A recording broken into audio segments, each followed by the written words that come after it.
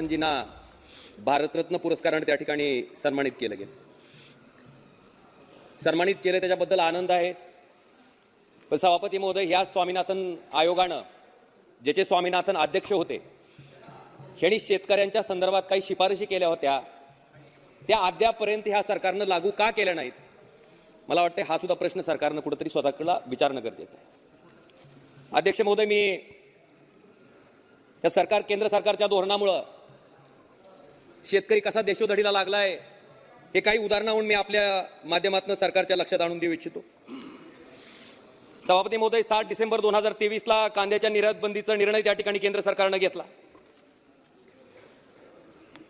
या कांदा उत्पादक शेतकऱ्यांना ज्यावेळेस याचा कांदा पिकवला आणि भाव नाही म्हणून त्याला उकंड्यावर फेकून द्यायची पाळी आली, त्यावेळेस केंद्र सरकारने विचारलं नाही की बाबा ह्याच्यासाठी किती खर्च आला, किती मेहनत घ्यावी लागली, किती रक्ताचं पाणी आणि हाडाची काढं करावं लागली.